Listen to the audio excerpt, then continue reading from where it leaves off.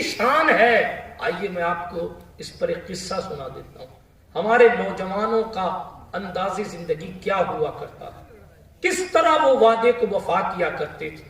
ایک مالدار متمول آدمی تھا, پیسے والا. اللہ نے اس کو مال بھی دے رکھا تھا, دل بھی دے رکھا تھا. یہ بہت بڑی نعمت ہے. بہت سے ایسے ہوتے ہیں جن کے پاس دل ہوتا ہے, مال نہیں ہوتا. اور یہ اکثر ہوتا ہے کہ غریبوں کا دل بڑا ہوتا ہے مگر مال نہیں ہوتا. اور بہت سے ایسے ہوتے ہیں جن کے پاس مال ہوتا ہے مگر دل نہیں ہوتا. میں غلط بات تو نہیں کہہ رہا نا؟ آپ تھوڑا سا ہلے ڈلے تو مجھے سمجھ آئے کہ نہیں آپ سن رہے ہیں, سو نہیں رہے. ہاتھ اٹھا کر کہیں یا علی, یا علی. اتنی دھیرے سے کہیں گے نعرہ تکبیر, نعرہ رسالت, یا رسول اللہ. ہاتھ اٹھا کر کہیں یا علی, یا علی. جنہوں نے نہیں اٹھایا ان کو میں کیا مانوں, کس کمپنی سے مانوں؟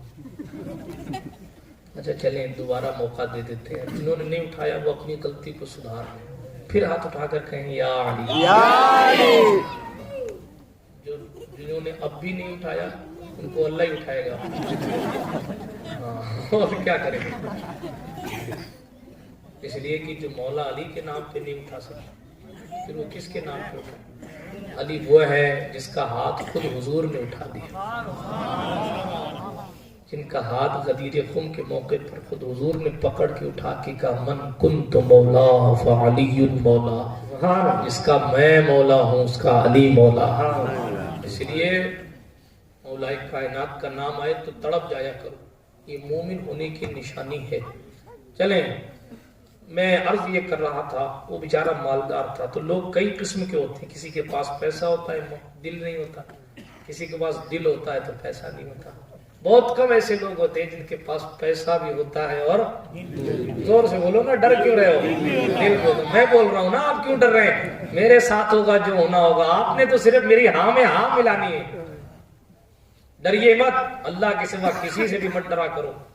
سیٹھ صاحب پیسہ نہیں دیتے, صدر صاحب زندگی نہیں چلاتے. کوئی انسان کسی انسان کو کیا دیتا ہے؟ آدمی تو صرف بہانہ ہے, سب خدا دیتا ہے. جب وہ اڑنے والے پرندوں کو بھی دے دیتا ہے تو چلنے والے انسانوں کو بھی عطا کر دے گا. شرط یہ ہے کہ انسان اللہ کی ذات پر توکل کر کے چلتا رہے. تو بات کو میں تیزی سے آگے بڑھاتا ہوں اور ختم کرنے کی طرف لے کے جاتا ہوں. تو وہ مالدار آدمی تھا بیچارہ, اللہ نے اس کو دل بھی عطا فرمایا تھا. تو وہ بڑی سخاوت کیا کرتا تھا, خوب سخی تھا بھائی, خوب سخاوت کرتا تھا. خدا کی قدرت کے سخاوت کرتے کرتے اس کا انتقال ہو گیا. سخی کے لیے حضور نے فرمایا ہے صلی اللہ علیہ وسلم, السخی قریب من الجنہ, سخی جنت کے قریب ہوتا ہے. میں سبحان اللہ کہو. کوئی مودی کے قریب کھڑے ہو کے فوٹو لے لے تو آپ خوش ہو جاتے ہو, ارے مودی کے قریب کھڑا ہے. اگرچہ گالیاں دیتے ہو آپ 70 اس کو, مگر صاحب سی ایم کے قریب کھڑا ہے. اور رسول اللہ فرما رہے سخاوت کر, میں جنت کے قریب کھڑا دیکھ رہا ہوں. جنت کے قریب ہے سخی, سخاوت کرنے والا جنت کے قریب. عقل کہتی ہے مال خرچہ کرنے سے کم ہوتا ہے, مصطفیٰ کہتے ہیں دین کے نام پر خرچہ کرو, دین میں خرچہ کرو, دین پر خرچہ کرو. عقل کہتی ہے کم ہوتا ہے, مصطفیٰ کہتے ہیں میں کہتا ہوں بڑھ جاتا ہے. اللہ اکبر کبیرہ.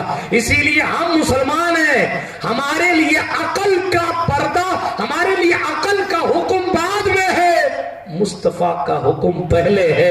اس لیے کہ عقل کو مصطفیٰ کے نور کے صدقے بنایا گیا ہے. ہم اہل ایمان کے لیے حضور کا آرڈر پہلے ہے, عقل کی کیفیت بعد میں ہے. جو بندہ زیادہ اپنے آپ کو عقل مند سمجھتا ہے اس کا بیڑا غرق ہو جاتا ہے. ہنسنے کی بات نہیں, صحیح میں. اور جب بندہ عشق کے میدان میں کود پڑتا ہے تو پھر کہتا ہے جب عشق سکھاتا ہے آداب خود آگاہی, تو کھلتے ہیں فقیروں پہ اسرار شہنشاہی. جب عشق سکھاتا ہے. کون سا عشق ہے؟ اے عشق تیرے صدقے جلنے سے چھٹے سستے, وہ آگ لگائی ہے جو آگ بجھا دے گی. یہ عشق رسول ہے. تو عرض یہ کر رہا تھا, وہ مالدار آدمی اس دنیا فانی سے چلا گیا. ایک بچہ اس نے اپنے پیچھے چھوڑا, بیوی اپنے پیچھے چھوڑی, اور وہ اس دنیا فانی سے رخصت ہو گیا. 200 درہم اس کی بیوی نے اولاد کے لیے الگ کر دیا، چونکہ وہ شوہر بھی سخی تھا، سخاوت کرتے کرتے اس دنیا سے چلا گیا۔ پھر اس کے بعد آپ میری طرف دیکھیں، اس وقت سب سے امپورٹنٹ میں ہوں، اور اگر آپ کو ادھر زیادہ ضرورت ہے تو جا سکتے ہیں۔ میں تو آپ کو پکڑ کے بیٹھا نہیں، آپ بھی اپنے پیر کو پکڑ کے بیٹھے ہوئے ہیں کہ کوئی میرا پیر نہیں لے جا، کوئی میری کرسی نہیں لے جا۔ میں تو نہیں لے جا رہا نا، میں تو 2 آدمی بیٹھے رہیں گے تو بھی میں سناؤں گا، کیونکہ میری ڈیوٹی یہی ہے۔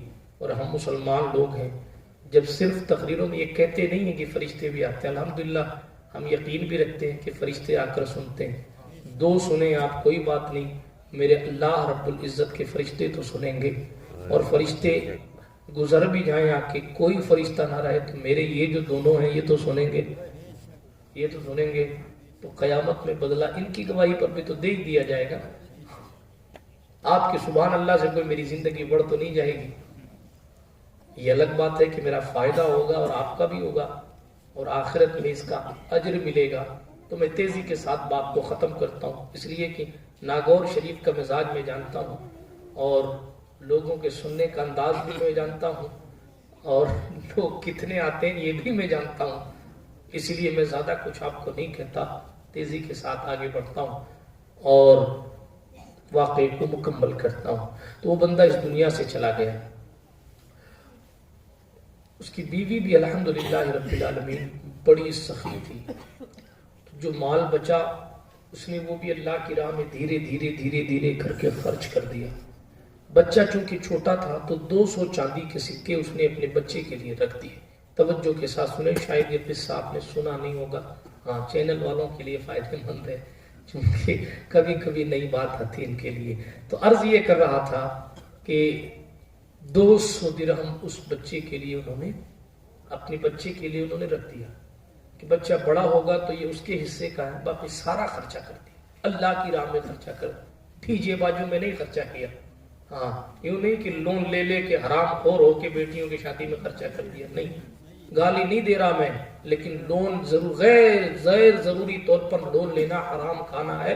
علماء سے پوچھ لیجئے گا، اتنے بیاج جنتے بیاج کا استعمال ناجائز و حرام ہے، ٹھیک ہے۔ اب کوئی آپ کو حرام خور کہتے تو برا لگ جاتا ہے، مگر جناب یہ کون سا اچھا طریقہ ہے کہ آپ اپنی جھوٹی شان دکھانے کے لیے اور سوسائٹی میں اپنی ناک اونچی رکھنے کے لیے قرض کے پہاڑ کو اپنے سر پہ رکھ کے بیٹی کی شادی کر، فلاں کیا کہے گا، فلاں کیا کہے گا، گولی مارو فلاں کو، اللہ کیا کہے گا یہ سوچو، رسول اللہ کیا کہیں گے یہ سوچو، اس لیے کہ فلاں تو آپ کی قبر میں نہیں آنا، قبر میں تو ایک ہی ذات کو آنا ہے، اور وہ زہرا کا بابا ہے جو قبر کی تاریکی کو اپنے جلوہ مبارک سے، اپنے رخسار، اپنے گال مبارک کی روشنی سے ہماری اور آپ کی اندھیری قبر کو منور فرمائے۔ نعرہ تکبیر، نعرہ رسالت، علماء اہل سنت، اشرفینا، امام ملت اسلامیہ۔ اس لیے یہ کیا کہے گا، وہ کیا کہے گا، اس سے باہر آئیے، باہر آئیے اس سے۔ کہنے والے کہتے رہے، آپ کے ہر کام پہ کوئی نہ کوئی کچھ نہ کچھ کمنٹ کرتا ہے، تو کیا آپ جینا ہی بند کر دیں؟ معاشرے میں بہت سے لوگ ایسے رہتے ہیں جن کو آپ کا بولنا پسند نہیں، کچھ ایسے جن کو آپ کا چلنا پسند نہیں، کچھ ایسے جن کو آپ کا رہنا ہی پسند نہیں، تو کیا خودکشی کر لو گے؟ ہمیں اور آپ کو اپنی مرضی کے مطابق زندگی نہیں جینی، ہم اور آپ مسلمان ہیں، مطلب یہ ہے اللہ نے قرآن میں کہا ہم نے مومنوں سے ان کی جانیں خرید لی ہیں بِأَنَّ لَهُمُ الْجَنَّةِ، اور جان کی جو قیمت دی ہے وہ جنت دیتی ہے۔ اسی لیے اپنی مرضی کے مطابق جیو گے تو نقصان میں رہو، ان کی مرضی کے مطابق جیو گے تو یہاں تھوڑے لوگ کہہ سکتے ہیں بڑا کنجوس ہے، فقیر ہے، فلاں ہے، ٹھکان، کوئی نہیں، بندے کو گالیاں دی جائیں تو بھی لوگ جنازے میں آتے ہیں۔ ہاں جتنی جنازے میں لوگ بھیڑ کرتے ہیں، اگر غریب کی محبت میں اگر اس کو سلام کرنے کے لیے آ جائیں تو اس کی زندگی میں سمجھتا ہوں 2 دن بڑھ جائے خوشی کی وجہ سے۔ ہاں حالات تو ایسے ہیں نا، انتقال کے بعد لوگ کام چھوڑ کے اور اپنی تمام مصروفیت کو ترک کر کے آتے ہیں۔ ارے یار پہلے 2 دن آ کے خوش کر کے چلا گیا ہوتا تو وہ پتہ نہیں کتنی دعائیں تجھے دیکھے جا، اسے اٹیک نہیں آتا اگر تیری یہ کیفیت نہیں ہوتا۔ اگر تو ایک بار کہہ دیتا کہ میں نے 50% قرضہ تیرا معاف کر دیا، مرنے کے بعد تو نے ویسے ہی معاف کرنا ہے، کہ اب پیچھے دینے والا کوئی نہیں, چھوڑو صبر کرو, قصہ ختم ہو گیا, پیچھے دینے والا کوئی نہیں. اگر زندگی میں کہہ دیتا کہ 50% معاف کر دیا یار, تیری مجبوری کو دیکھ کر 50% ادا کر دے, تو شاید اس کی زندگی اور بھی چل جاتی.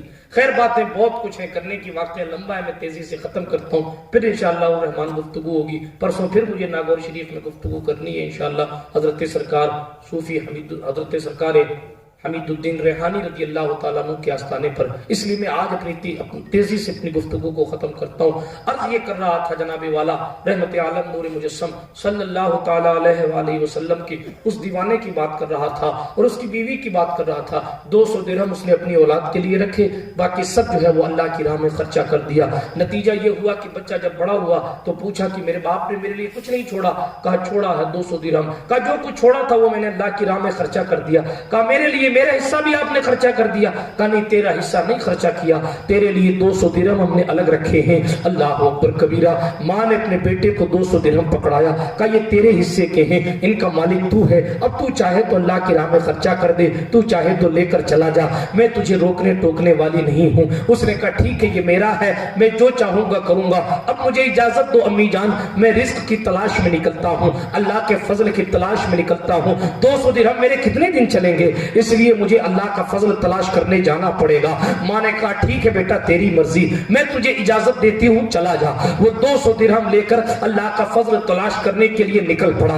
چلتا چلتا دیکھے صاحب, جب خون پوزیٹیو ہوتا ہے تو پھر اولاد بھی پوزیٹیو ہوتی ہے. بات تو یہ ہے کہ جب ماں باپ تقوی کا پلندہ ہوتے ہیں تو پھر اولاد میں بھی سخاوت آ ہی جاتی ہے, پھر اولاد میں بھی نیکوکاری آ ہی جاتی ہے. لیکن جب ایئر فون کے گانوں پر تھرکتے ہوئے بچوں کی پرورش کی جاتی ہے تو پھر وہ شادی پر نعت نہیں سنتا, وہ ڈی جے ہی بجاتا ہے, کیونکہ یہ برائی اس کی اپنی ہے, ساتھ میں اس کی پرورش کی بھی غلطی ہے. اس کو بتایا نہیں گیا کہ بیٹا صحیح کیا ہے, غلط کیا ہے, بیٹا جرم کیا ہے اور طریقہ زندگی کیا ہے. اس کو بتایا نہیں گیا امپورٹنٹ کیا ہے اور غیر ضروری چیز کیا ہے. اس کو اسکول چھوڑنے سے تو ڈر لگتا ہے, مگر مسجد چھوڑ دینے پر اس پر کوئی اثر نہیں آتا. یہ کس کی غلطی ہے؟ اصلاح قوم آپ کو منظور ہے اگر, تو بچوں سے پہلے ماں کو تعلیم دیجئے. اس لیے کہ جب مائیں بی بی ماہ نور ہوتی ہے تو بیٹا پیٹ میں غریب نواز جلوہ گر ہوتا ہے.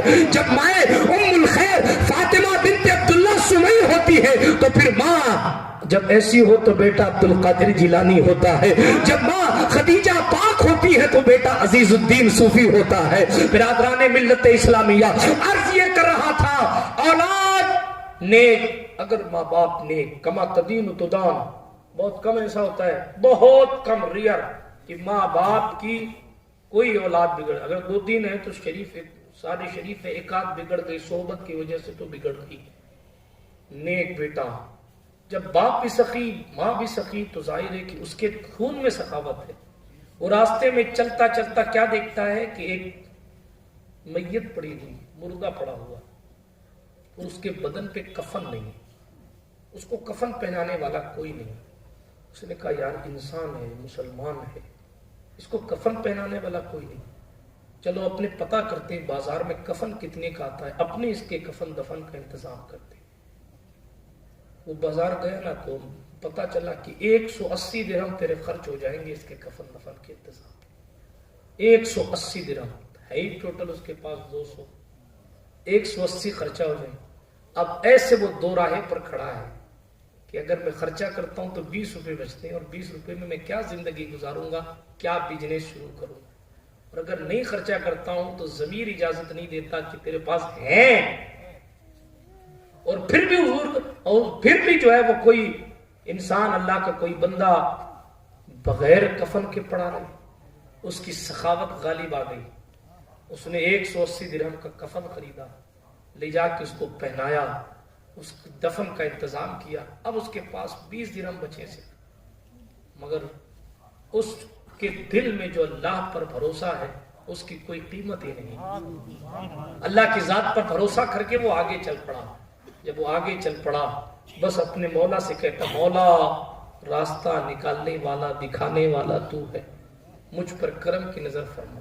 راستے میں ایک اللہ والا اسے مل گیا, بولو نا سبحان اللہ. ایک اللہ والا مل گیا, اور اللہ والے نے پوچھا تیرے پاس کتنے ہیں؟ 20 درہم ہے. کس لیے نکلا؟ خدا کا فضل تلاش کرنے کے لیے نکلا. اللہ اکبر. اب وہ اللہ والا کہتا ہے سن اب میں تجھے بتاتا ہوں کہ کیا کرنا ہے. کیا کرنا ہے؟ کہ فلاں شہر میں فلاں جگہ چلا جا, وہاں ایک خاتون بلی بیچ رہی ہیں. کیا بیچ رہی ہیں؟ بلی. اور اس اللہ والے نے بتایا کہ وہ 20 درہم کی بلی بیچ رہی ہے, نہ کم کی نہ زیادہ کی, 20 کی بیچ رہی ہے. جا کے اس بلی کو خرید لینا. پھر اس بلی کو اللہ کے نام پر بسم اللہ پڑھ کے ذبح کر دینا, اور ذبح کر دینے کے بعد اس کے جسم کو جلا دینا, اور جلانے کے بعد اس کی راکھ بن جائے تو اس کو ایک ڈبے میں رکھ لینا. کہا یہ سب کس لیے؟ کہا پھر فلاں فلاں ملک چلے جانا. ابھی شہر بدلا, اب کنٹری بدل دی. فلاں ملک جانا, اور ملک میں جب پہنچو گے تو وہاں تمہیں پتا چلے گا کہ اس ملک کے بادشاہ کی آنکھوں کی روشنی چلی گئی. تم اسی راکھ کو بادشاہ کی آنکھوں میں سرمے کے طور پر لگا دینا, انشاءاللہ اللہ تعالیٰ اس کی آنکھوں کی روشنی کو لوٹا دے. یہ سارا پروسیس سمجھایا, مگر ایک شرط ہے. کیا؟ جب تم مال لے کر پلٹے گا تو آدھا تیرا ہوگا اور آدھا میرا ہوگا, 50-50 ہوگا. جوان نے وعدہ کر دیا. کیا کیا؟ زور سے بولو, وعدہ کر لیا. یہ وعدے پہ ہی بات چلی تھی نا, وعدہ کر لیا. ٹھیک ہے, جو کچھ بھی مجھے ملے گا ان سب کچھ میں آدھا تیرا. وہاں سے چلا. واقعی میں وہ عورت ملی اور اتنی کی ہی بلی بیچ رہی تھی. اس نے دیا. اچھا یہ بھی اللہ والوں کا دل ہے. ہم کیا جو یہ بھی میرا ہو جائے, وہ بھی میرا ہو جائے, وہ بھی میرا ہو جائے, وہ بھی میرا. وہ جانتا ہے کہ بلی بھی بک رہی ہے, بتانے والا جانتا ہے کہ بلی بھی بک رہی ہے, بادشاہ کہاں ہے, ضرورت کیا ہے, شفا کیسے ملے, سب کچھ جانتا ہے. مگر اللہ والے ہیں دل میں وسعت اتنی ہے کہ جو اپنے لیے پسند کرو وہ اپنے بھائی کے لیے بھی پسند کرو. مجھ سے زیادہ اس کو ضرورت ہے اس لیے یہ جائے. خدا کی جو بھی مرضی رہی ہو, وہ خود نہیں گیا اللہ والا, اس نے جوان کو بھیجا. کہا 50-50 ہوگا. کہا ٹھیک ہے. وہ گئے. واقعی میں ایسا ہوا کہ پھر اس کا سرما بنایا. سرما بنانے کے بعد دوسرے ملک پہنچے تو واقعی حکیموں کی لائن لگی ہوئی ہے. بادشاہ سلامت کی آنکھوں کی روشنی چلی گئی. بڑے بڑے حکیم آتے ہیں, چیک کرتے ہیں, محنت کرتے ہیں, آنکھوں کی روشنی نہیں لوٹتی, قتل کر دیے جاتے. انہوں نے بھی دعویٰ کیا کہ میں بھی بادشاہ کو سرما لگانا چاہتا ہوں. اللہ والے پر بھروسہ کرتے ہوئے اللہ کی ذات پر. ایسا تو نہیں نا کہ راکھ میں کل آپ جلانے ہو جانے لگ جائیں کہ چلیں ہم بھی چیک کریں کیا ہے کیا نہیں ہے. کوئی بھروسہ نہیں نا کہ وضاحت کر دینا ضروری ہے مولانا عمران صاحب, ورنہ پتہ چلا کہ آپ اپنی گاڑی ٹریک پر دوڑانے لگ جائیں. نہیں, اگر ایسا کریں گے تو وہی حال ہوگا. بہت سارا انڈا لے کر بیٹھا, محبوب الہی کی قل اللہ پڑھتے ہوئے سنا تھا. وہ بار بار انڈے پر قل اللہ پڑھ کے دم کرتا رہا کہ سونا ہو جائے, انڈا سونے کا ہو جائے, انڈا سونے کا ہو جائے. محبوب الہی نے 3 بار قل اللہ شریف پڑھ کے انڈا سونے کا بنا دیا تھا. وہ پوری رات انڈے کے ٹرے پہ دم دم دم کرتے ہوئے خود بے دم ہو گیا, مگر جناب وہ ایک انڈا بھی سونا نہیں ہوا, ایک بھی. پھر کہا حضور آپ نے 3 پڑھ کے 1 بنا دیے تھے, میں نے پتہ نہیں کتنے پڑھ دیے, ایک بھی نہیں ہوا. فرمایا محبوب الہی جیسی زبان تو پیدا کر. سمجھ آ گئی نا. تو یہاں یہ وہ سسٹم ہے.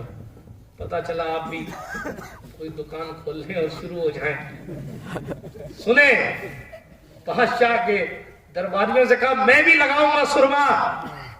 بادشاہ کے درباری نے اس کا ہاتھ پکڑا اور کہا چل پہلے تو یہ حالات دکھا دیں پھر بتانا کہ لگائے گا کہ نہیں لگائے. ایک میدان میں لے کر گئے, وہاں لاشیں ہی لاشیں پڑی, لاشیں ہی لاشیں.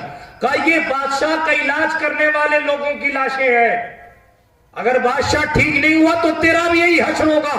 اب بول, لگانا چاہتا ہے؟ جب اللہ کا فضل تلاش کرنے پر آیا تو بھروسہ بھی مکمل اللہ پر ہے, مکمل بھروسہ اللہ پاک کی ذات. اس نے کہا ٹھیک ہے، میرے مقدر میں جو لکھا ہوگا وہ ہوگا، میں تو سرما لگانے کی اجازت چاہتا ہوں۔ بادشاہ تک پہنچایا گیا، وہی راکھ جب اس کی آنکھوں میں لگائی گئی تو بادشاہ نے کہا مجھے کچھ سکون مل رہا ہے۔ دوسری مرتبہ سرما لگایا گیا تو بادشاہ نے کہا گویا کہ مجھے کچھ نظر آ رہا ہے، پھر سے لگاؤ، پھر سرما لگایا گیا۔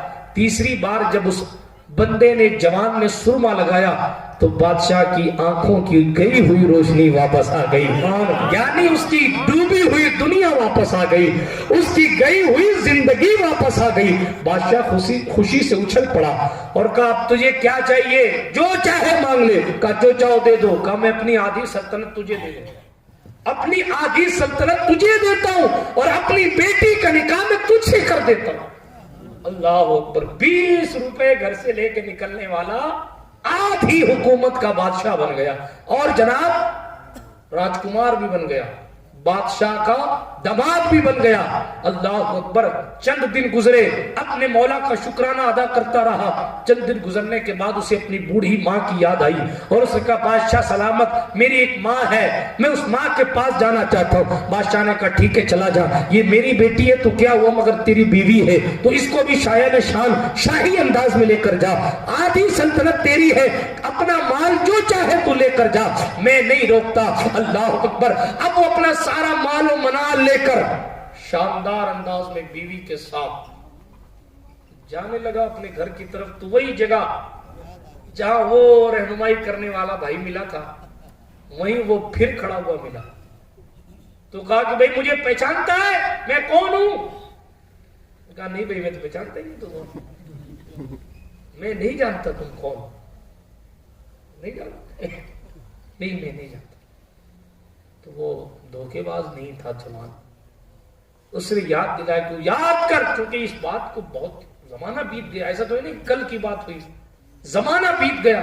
تو کہا یاد کر، اسی جگہ سے تو 20 درہم لے کے نکلا تھا اور میں نے تیری رہنمائی کی تھی اور تو نے یہ وعدہ کیا تھا کہ ہاں آدھا تیرا آدھا میرا۔ اس مومن نے وعدے کا نام سنا تو اپنے گھوڑے سے اتر گئے اور اس نے کہا تو سچ کہتا ہے، میں نے واقعی وعدہ کیا تھا، اور اب یہ میری سلطنت، یہ میرا مال ہے، اس کے 2 حصے کر لو۔ 2 حصے کروا دیے، آدھا حصہ ادھر رکھ دو، آدھا ادھر رکھ دو، اس لیے کہ میرا ہی نہیں، آدھا واقعی اس کا ہے، آدھا واقعی میرا ہے۔ ہاں بڑے سمجھدار ہیں، بہت پرانا ایکسپیرینس ہے آپ کو، بیوی کی بات آ گئی صاحب، بڑھاپے میں بھی آپ کو بیوی کی بات یاد ہے؟ سنیے، خیر یہ نکاح کی برکتیں، بڑھاپے میں بیوی کی باتیں لو میرج میں نہیں یاد آتی، یہ تو مصطفیٰ جان رحمت کے طریق پر چلتے ہوئے اگر یاد آئے تو جناب بات یاد آتی۔ واقعی بیوی کی بات ہوئی صاحب، اس نے کہا کہ یہ بھی تو تجھے ملی ہے تو پھر آدھا حصہ تیرا آدھا میرا۔ اب اس کو آدھا کیسے کیا جائے؟ اس نے کہا آرا لاؤ۔ آرا سمجھتے ہو؟ ارے ایسا ناگور والے نہیں سمجھیں گے تو پھر کون سمجھیں؟ کئیوں پہ چلا چکے ہیں۔ آرا لاؤ، 2 ٹکڑے کر دو، آدھا حصہ تیرا آدھا میرا۔ اب اس کے دل میں بیوی کی محبت تو ہے مگر وعدہ بھی تو ہے نا، اب کیا کرے؟ تو اس نے کہا بتاؤ کیا کرنا ہے؟ اس نے اپنے دل پہ پتھر رکھ کے اپنی بیوی کو ساری بات بتا دی۔ بیوی نے کچھ نہیں کہا، اس نے کہا لاؤ آرا، کر دو 2 ٹکڑے، آدھا ٹکڑا تیرا ہے آدھا میرا۔ آرا بھی لا لیا گیا اور لا کے اس سے پہلے کہ اس کے ٹکڑے کیے جاتے، اس اللہ والے نے کھڑے ہو کر کہا جوان ہم تو تیری کیپیسٹی کا اندازہ لگا رہے تھے، ہم تو تیرے ایفائے عہد کا کو جانچ رہے تھے، ہم تو یہ دیکھ رہے تھے مال آنے کے بعد تو مغرور تو نہیں ہو گیا ہے، ہم تو یہ دیکھ رہے تھے کہ تو اپنے وعدے کو بھولنے والا منافقوں کی طرح تو نہیں ہو گیا ہے، کہیں ایسا تو نہیں کہ تجھے رب نے نعمتیں دے دی تو خدا کو بھول بیٹھا ہے، مگر نوجوان تو اپنے امتحان میں کامیاب ہو گیا، جا بیوی بھی تیری ہے، سلطنت بھی تیری ہے، 20 روپیہ لے کے نکلنے والا بادشاہ کا داماد بن کر عیش سے زندگی گزارنے لگا، اور وعدے کو اس حد تک اس نوجوان نے ادا کیا۔ مسلمانوں کی شان تو یہ ہے، مسلمانوں کی شان تو یہ ہے۔ اور 500 اور 20 ہزار پتہ نہیں کتنی ریٹ آپ نے بتائی، 15,000 کی 5,000 پتہ نہیں کتنی بتائی، جتنی بھی آپ کو دھامی گئی ہو وہ آپ جانیں، لیکن میں صرف اتنا کہتا ہوں مومن کی شان یہ ہے کہ وہ اپنی زبان اور اپنے وعدے پر ٹکا رہتا ہے۔ بات سمجھ آ رہی ہے؟ اللہ کا قرآن کہتا ہے یہ اللہ والے ہیں جن کی راتیں اپنے رب کو سجدہ کرتے ہوئے گزرتی، قیام میں گزرتی، اور ان کی شان یہ ایسا نہیں کہ وہ عبادت کرنے کے بعد ٹائٹ ہو جاتے ہیں کہ میں تو بہت اونچا ہوں، میرا گنہگاروں سے کچھ لینا دینا نہیں۔ آخری بات عرض کر رہا ہوں، آخری قصہ سن لیجئے۔ بنی اسرائیل کے ایک عابد تھے، بہت بڑے عبادت کرنے والے، وہ راستے سے گزر رہے تھے تو ایک جگہ جا کے بیٹھے، اللہ والے تھے، اتنے بڑے اللہ والے کہ بادل نے ان کے سر پر سایہ کیا ہوا تھا، اتنے بڑے اللہ والے کہ بادل نے سایہ کیا ہوا تھا۔ آج کوئی روڈ پہ چلے اور کوئی خادم چھاتا رکھ دے تو لوگ سمجھتے ہیں بھائی بہت بڑا پیر صاحب ہے یا بہت بڑا منتری ہے، MLA ہے، فلاں ہے، ٹھکاں ہے، کہ صاحب لوگ اس کے سر پر اس کو دھوپ سے بچانے کے لیے چھاتا لے کر چلتے ہیں۔ اس بندے کا پروٹوکول کیا ہوگا جس پر بادل نے سایہ کیا ہوا ہے؟ وہ بادل سایہ کیے اللہ والے بیٹھے۔ بنی اسرائیل کا ایک گناہگار شخص تھا، اس کے دل میں خیال آیا میں انتہائی برا ہوں، اللہ والے کی قریب بیٹھ جاؤں گا، شاید اس کی رحمتوں کی برکت، اللہ کی رحمت سے اور اس کی برکت سے، اللہ رب العزت کی رحمت سے، اس کی برکت سے میرے گناہ کچھ معاف کر دیے جائیں گے، کم ہو جائیں گے۔ وہ گنہگار آ کر ان کے برابر میں بیٹھ گیا، توجہ ہے آپ کی؟ اب جب برابر میں آ کے بیٹھ گیا تو ان کے دل میں شیطان نے خیال ڈال دیا تو اتنا بڑا اللہ والا اور تیرے پاس یہ اتنا گندا آدمی بیٹھا ہے، لوگ کیا کہیں گے؟ یہ لوگ کیا کہیں گے یہاں بھی آ گیا۔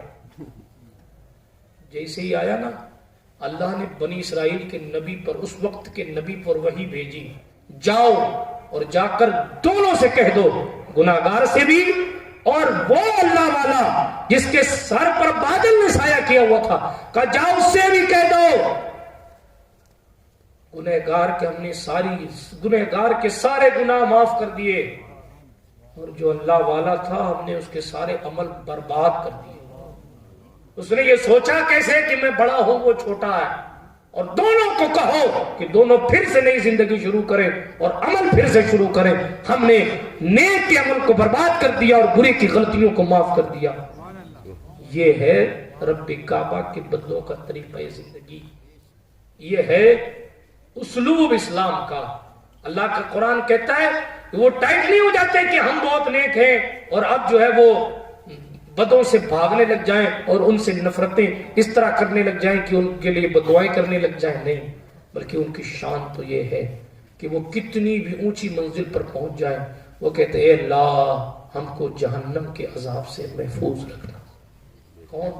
جن کی راتیں رات بھر عبادتوں میں گزرے وہ یہ دعائیں کرتے ہیں اللہ ہمیں جہنم سے محفوظ رکھنا۔ ہمارے آقا نعمت حضور غریب نواز ارشاد فرماتے ہیں لوگوں، مومن کی شان یہی ہے کہ وہ نیکیوں پر نیکیاں کرتا رہے اور برائیوں سے بچتا رہے اور ساتھ ہی ساتھ ڈرتا رہے کہ کہیں میری نیکی برباد نہ کر دی جائے۔ نیکیوں پر غرور کرنا، نیکیوں پر سینہ پھلانا یہ بھی اللہ والوں کی شان نہیں ہے، اور نیکیاں چھوڑ دینا یہ بھی اللہ والوں کی شان نہیں ہے۔ اللہ والوں کی شان تو یہ ہے کہ وہ نیکیاں بھی کرتے رہتے ہیں اور اس کی شان بے نیازی سے ڈرتے بھی رہتے ہیں۔ اس لیے آپ سے یہی گزارش ہے کہ آپ نمازوں کی پابندی فرمائیں، آپ کے گھروں کی جتنی پریشانیاں ہیں وہ ساری اپنی اپنی جگہ ہے. انشاءاللہ نماز کی برکتوں سے ساری پریشانیاں دھیرے دھیرے دور ہو جائیں گی. آپس میں نا اتفاقیاں نماز کی برکت سے ختم ہو جاتی ہیں، بے روزگاریاں نماز کی برکت سے ختم ہو جاتی ہیں، آپسی جھگڑے نماز کی برکت سے ختم ہو جاتے ہیں. ہاں، چہرے پر نور نماز کی برکت سے آ جاتا ہے، دل میں سرور نماز کی برکت سے آ جاتا ہے، دل میں سکون نماز کی برکت سے آ جاتا ہے. اس لیے نمازوں کی پابندی کریں.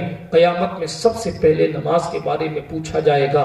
معاشرے اور سوسائٹی کو اچھا کرنے کے لیے خود کا اچھا ہونا ضروری ہے. وہ ہندی میں کہا جاتا ہے آپ بھلے تو جگ بھلا. آپ اپنے آپ کو اچھا کر لیجئے. جب آپ اچھے ہو جائیں گے تو دھیرے دھیرے سب اچھے ہو جائیں گے. یار زندہ صحبت باقی. جو کچھ بیان کیا گیا اللہ پاک ان تمامی کو اپنی بارگاہ کرم میں حرفن قبول فرمائے، اور جو غلطیاں رہ گئی ہوں اپنی رحمت تامہ سے معافی عطا فرمائے. استغفر اللہ تعالی ربی من کل ذنب واتوب الیہ. خاک مجھ میں کمال رکھا ہے، مصطفیٰ نے سنبھال رکھا ہے. میرے عیبوں پہ ڈال کر پردہ مجھ کو اچھوں میں ڈال رکھا ہے. وآخر دعوانا ان الحمدللہ رب العالمین. السلام علیکم ورحمۃ اللہ وبرکاتہ.